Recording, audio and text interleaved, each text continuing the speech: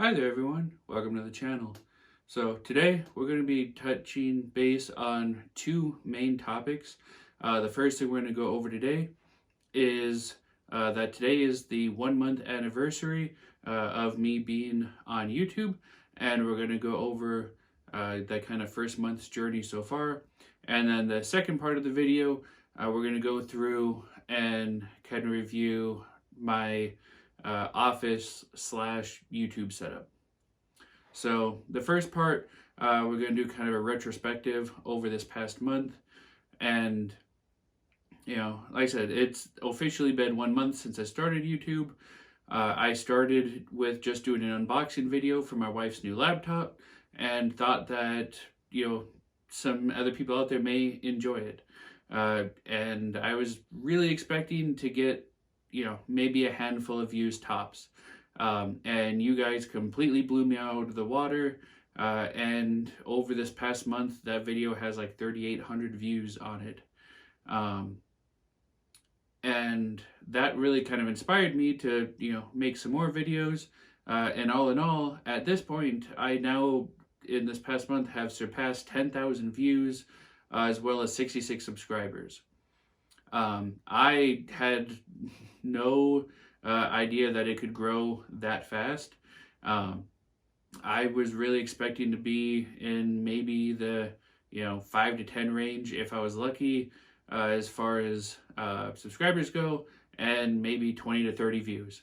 But because of your guys' amazing support, it has been inspired me to keep things going and to invest more and more time, energy, and money into the channel. At this point, I'm obviously not making any money off of YouTube, so this is more of an investment. But with investment, I'm hoping that eventually down the road, I'll have a return on it. The bigger investment than money at this point has really been the time. I've spent a lot of time researching not only products for doing reviews on or unboxings for, but just how YouTube works in general. I was lucky enough to find two big YouTube channels. One's called Think Media, and the other is vidIQ. For anyone interested in making YouTube videos or getting into YouTube, I highly recommend checking both of them out. They both provide amazing YouTube videos, as well as a bunch of other resources like trainings and tutorials and even reviews on how to get your website and video catalog either initially started or to take it to the next level. So thankfully I found them, and I've been watching 5-6 hours of their videos a day, as well as some of the biggest stars on the platform, watching their catalogs from some of their early videos to where they're at now, to figure out kind of what I need to do if I'm wanting this channel to grow. And one of the big important lessons, especially for a new YouTuber like myself, is to not compare myself to someone like, say, Mr. Beast, who has 100 million plus subscribers, is to compare myself today to where I was yesterday, and then to try and set plans for myself tomorrow. I can only try and beat myself. There's no point trying to compete with someone else who's on a completely different path and has completely different setup than you do. Now, you can take inspiration from them, but only put so much emphasis into how everyone else is doing. Only really worry about what you're doing, and make sure that what you're doing matters to you and makes you happy. And so with that, though, is I feel like I've managed to learn some great lessons from them.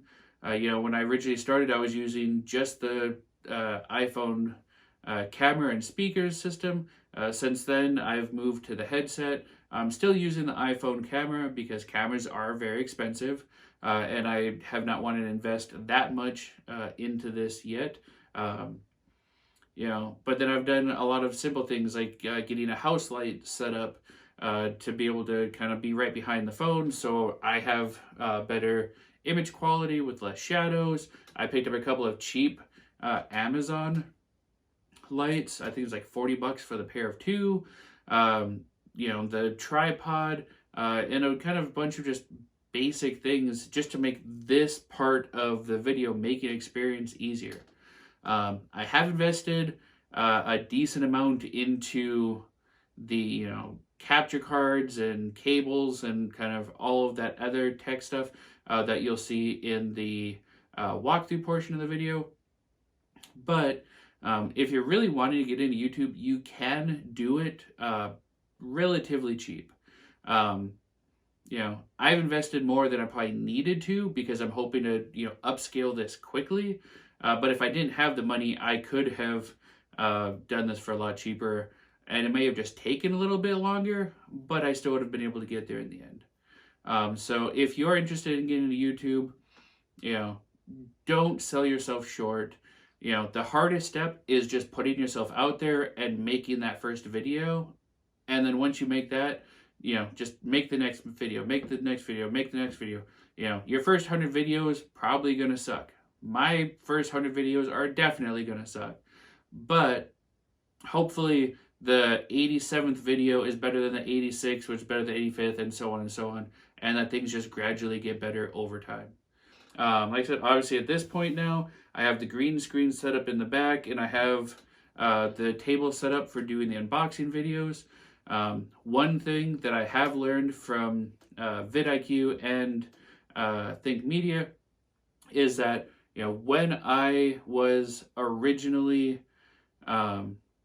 starting the channel and kind of branding the channel, if you will, I was trying to label myself as a variety content creator, and I realized that that's not really the right way to approach YouTube. That if you have a variety of content out there, that means you're going to have a variety of people following you, but they're only going to watch select videos and just kind of ignore everything else. Where if you put all of your focus into one or two related areas, that you're going to gain that community, and then it's going to be that much stronger because they're there for a reason and you're providing the content that they're there to see. And so, I did make a couple of videos that were kind of off topic, off brand, away from the tech environment. They had some positive feedback, but they weren't necessarily the kind of brand that I'd like to set for this channel, which is technology, whether it's unboxing, whether it's accessibility, which is a huge thing for me, whether it's functionality, and then to some extent, whether it's for gaming. That's kind of where I want this channel to be. And so I'm learning to kind of focus my energy more into videos that just put me on that path. With the video game side of things, this is not a video game channel. There will be video games on the channel, but those are kind of more to supplement in between the tech reviews. One of the things that I was saying in my initial videos is I had every intention on starting to do videos over on Twitch, but through kind of the growing process and resources through Think Media, kind of realized that I'm better off putting all of my focus into YouTube. Twitch, you can get the partnership program and you can start kind of making some money, but they take a lot of the money, and you're then kind of diversifying your options, but you're also diversifying your attention. I'd rather just focus on YouTube. I know YouTube's not going anywhere. I know YouTube's a solid place. And for the fact that I'm looking at having a more, tech-orientated channel, and that gaming's not the big thing, that, when I do gaming, it's going to be here on YouTube. There'll be streams, there'll be some highlights, some clips, some funny moments, stuff like that I'll sprinkle in here and there. But for the most part, I'm going to do my best to focus in on the tech. So I'm going to go ahead at this point and kind of get things moved around and start showing you guys the rest of the room. Okay, so this is my gaming corner. I have two Samsung TVs set up. I do go with TVs instead of computer monitors because of the size. As I've mentioned in the past, and one of my big focuses on this channel is the fact that I am visually impaired. I'm technically blind. And so I need bigger displays to be able to do this stuff. So over here we have a Samsung 4K 8 series TV, and over here we have a little bit older Samsung HD 55-inch. I will be putting some videos out comparing both of these, as well as I will be going through and putting videos out breaking down each of the kind of individual components that I have set up here. But I just wanted to kind of give a general setup review for what I've done at this point. I do have the PS5 showing up on this screen right now. I have OBS set up over here, which is what I use for recording gameplay, as well as processing or writing some of these videos. And then I have iMovie that I've been using so far to actually make YouTube videos with. I know that Final Cut and Photoshop are obviously a lot more premium quality software packages for doing this stuff, but at this point, iMovie, OBS, and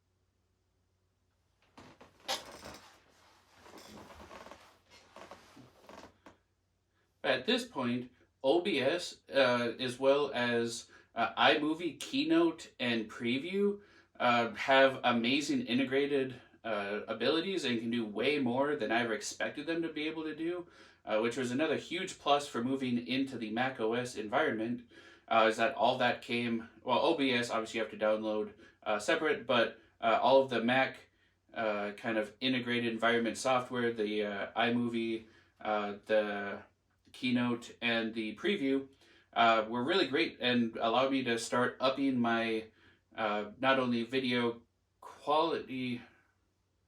See, I feel I'm just rambling at this point.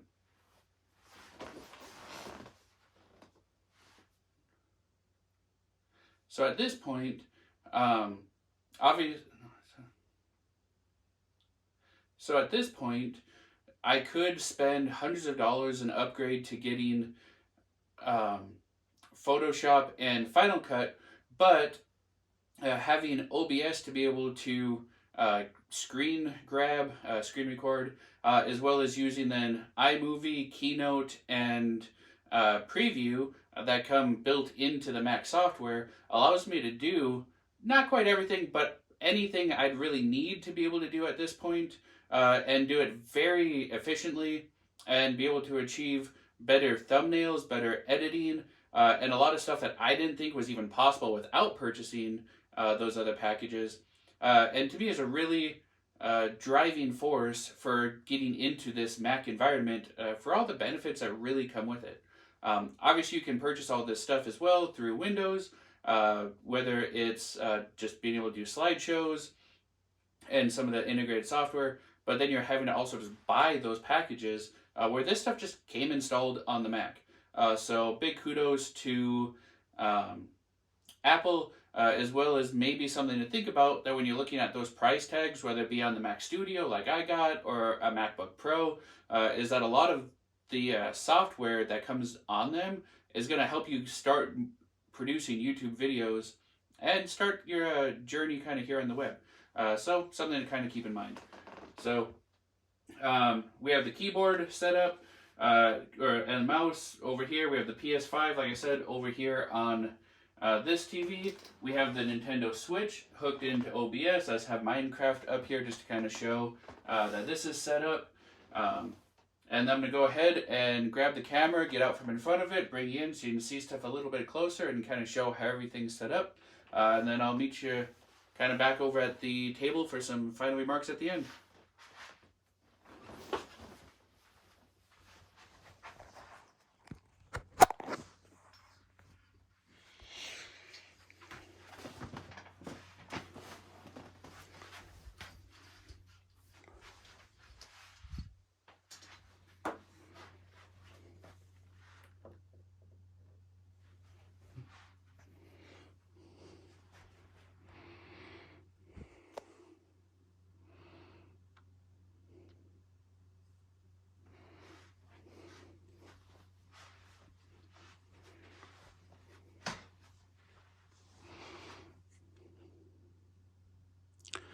Okay, so like I said, I do have the Samsung 4K 50-inch over here. I do alternate back and forth between these monitors fairly often.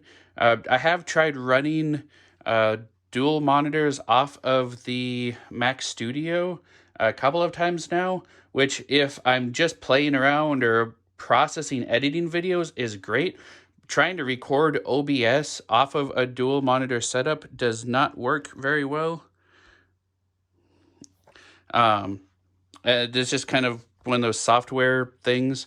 Um, Maybe there's a way to get that to work better, but at this point I have not been able to figure out, but I'm still pretty new.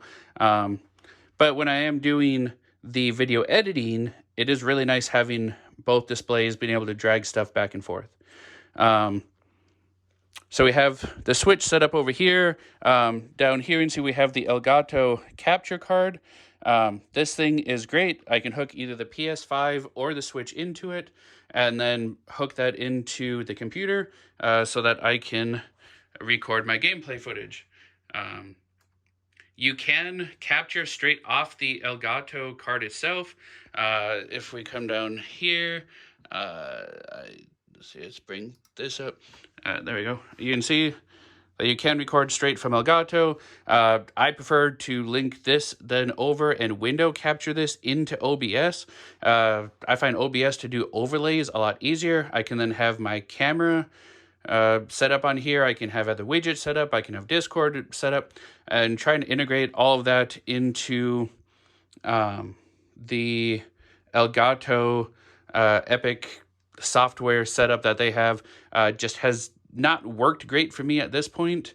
And OBS was a lot easier to just set up. So at least for me at this point, I think OBS is a decently easy program to use. It does have some bugs here and there. It has some stuff that you kind of have to figure out. But I'll probably do some reviews and videos on setting up OBS and getting used to it and some of the kind of issues that I've come across and the solutions that I had to come up with to get around that. But for now, OBS is still the best one for capturing everything, so that's kind of what I do. We have the Logitech Bluetooth keyboard down here. This thing is great because I can link 3 different devices to this, and then you just select which one you're using. So I have my studio hooked into this. I have my iPad over here hooked into this, and then I have one that I kind of toggle between either the phone or the other iPad, depending on what I'm doing. Generally, the only time I really use it with the phone is if I'm trying to airdrop a lot of stuff over to the Mac. I've done it, I think, once so far, but otherwise I just kind of use the 2 iPads and the Mac. But love the keyboard. Be doing a full review on that here shortly, as well as the mouse and some other kind of Logitech gear that's been helpful with this. Yeah, I have my other set of Bose headphones down here. Absolutely love the QC35s. Be doing a review on those here shortly as well. And then if we kind of come up over the back here, I don't have the greatest cable management in the world, but we can see I have the TP-Link Ethernet switch hanging up here on the wall. I had it on the desk, but decided to get it up off the desk just to kind of save some cable space off the desk. This thing works great. I always use the number 1 slot on it, which is actually the bottom one at the moment, for the Internet in, and then I have all of the other 7 ports for Ethernet out. So I have both TVs hooked in, the PS5, the computer, and the Switch. In order to get the Switch hooked in, I also then have a TP-Link adapter, which allows me to take the Switch from USB to Ethernet and get the internet capture on that. Trying to get as much stuff moved off of Wi-Fi as possible, but obviously there will still be some devices. But the TP-Link switch, I've noticed very little loss in Ethernet capacity over it, so that's definitely a huge plus. Up here, I have the Google Nest Hub. Get my hat all the way. Google Nest Hub router that I have set up here in the background. This thing is great. We have 3 of these in the house right now. Thinking about setting up a 4th one, but for now, 3 has been decently fine. I have this hardwired in. It is a mesh system. I have a full review on this. It is absolutely amazing. I can pull now with the increased internet over 500 meg Wi-Fi speeds off of that, and I have that covering a 2,700 square foot house, as well as decently far out into the yard. I do have cinder block walls behind the drywall here, and I can still access this router from outside, probably 30 feet away, and have 500 meg download with 40 meg upload. So this Google Nest system is amazing. It's great for exterior cameras, for having security systems set up. So yeah, if you're interested and in need of a mesh system, which if you're not sure what that is, check out the video on routers that I have coming out. It's great. Epson printer up top, just kind of have that sent off to the side. That is just on Wi-Fi at the moment, but eventually I'll get that moved over onto wired as well. We can kind of see the back of this guy. Lots of wires. You will see that the back of this TV is actually missing the case to it. That I actually got this TV for free not too long ago because it stopped working. And from kind of hearing what was wrong with it, I figured it had something to do with the power. And so they had, no ability to use it. I took it, pulled the back off, pulled the port out that the power goes through, reconnected it, and fired right up. So this was a great investment. I do have an identical TV to it upstairs, and I'll be going over why I think that this is the best budget TV on the market at this point. But yeah, absolutely love the Samsung TVs. One of the nice things about having the switch located where it is, aside from easy access to the TV, is that one downside with having two Samsung TVs right next to each other is that the remotes for the TVs work for both TVs.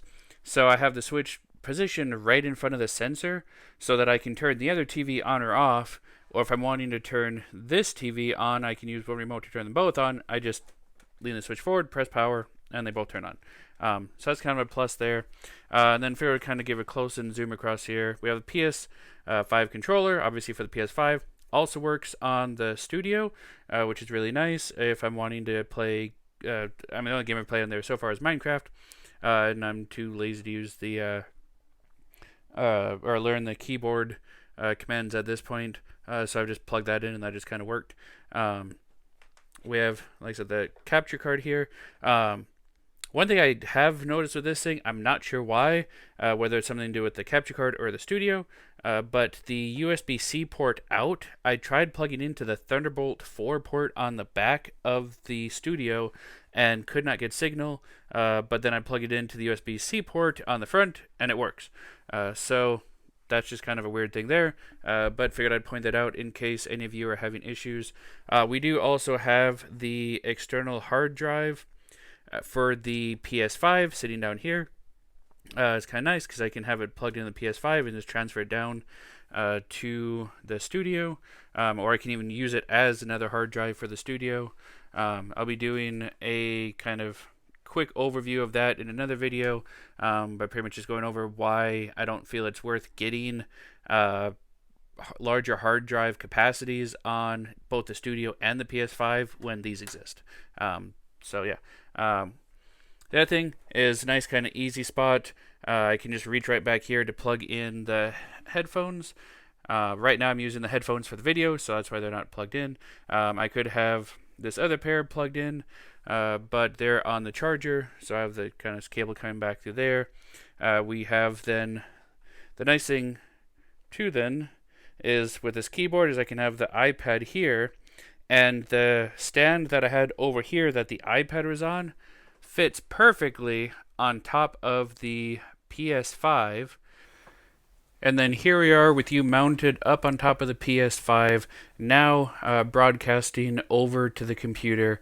This is how I can use the phone as a webcam, whether I'm over here doing video editing, whether I just want to be talking to you directly, or if I want to be over here playing a game that is kind of a very centralized location. Unfortunately, with running two bigger TVs rather than computer monitors, I can't really mount you up on top, or it's just going to be a really weird angle looking down that steep. And if I put it down below on the desk, then you're just going to be looking at my nose the whole time, and no one really wants that. So this is so far the kind of most optimal setup that I've figured out, and it seems to work pretty well so far. I know you may get some kind of like off angle when I'm doing streaming, but I know some of the streamers that I watch have a similar setup to that, and it doesn't bother me much, so hopefully it doesn't bother you much. But yeah, this is kind of my basic setup. Before I end the video, I just wanted to give a quick shout out to Lou from Unbox Therapy and Lou Later, Linus from Linus Tech Tips, Linus Media Group, and Marcus Brownlee, who is Marcus Brownlee. I'm guessing you guys probably know who all three of them are. If not, go find them, give them some love, hit the subscribe button on their channels. They all have millions of subscribers and are amazing individuals. They've inspired me a lot. They've inspired me to kind of start this channel. I use Think Media and vidIQ to learn how to grow the channel and how to go about the kind of YouTube side of things. Those other three are more of kind of more idols of who I'd like to be like. So, part of my journey is going back and watching a lot of their older videos of where they started and how they've grown to kind of see the paths that they've taken so that I can learn the path that I want to go down going forward. So I just wanted to give them a shout out, give them some love. I appreciate everything they do. Maybe someday I'll be able to work alongside them. That would be absolutely amazing. But in the meantime, I appreciate our little community that we're developing here to no end. I can't believe the amazing feedback that I've had. We've grown so much so quickly. Hopefully, I'm holding up to the expectations that you guys have, and can continue to provide the best quality videos that I possibly can. This is a learning progress. Hopefully, I've developed some in this past month. I don't have the most experience in the world. I don't have the biggest, fanciest setup in the world. But I have invested a good amount of time into this and a decent amount of money into being able to do this. And at this point, I'm not affiliated with YouTube. I don't have any sponsors. So the only real payment that I get out of doing this is the feedback that I get from you guys. The comments, the subscriptions, the views, lets me know that what I'm doing matters and that it's actually making a difference. It makes me feel better about the investments that I have made and is driving me to make even more investments going forward. So just want to let you guys know how much I appreciate you and how much I'm looking forward to growing this channel, growing this community, and working together to see just how far we can take this. So for now, I'm Jared. I appreciate your time. I appreciate you coming. Do me a favor, hit the subscribe button, hit the like button. Let's see what we can do with this channel, and we'll check you out next time. Thanks and have a great day. Bye.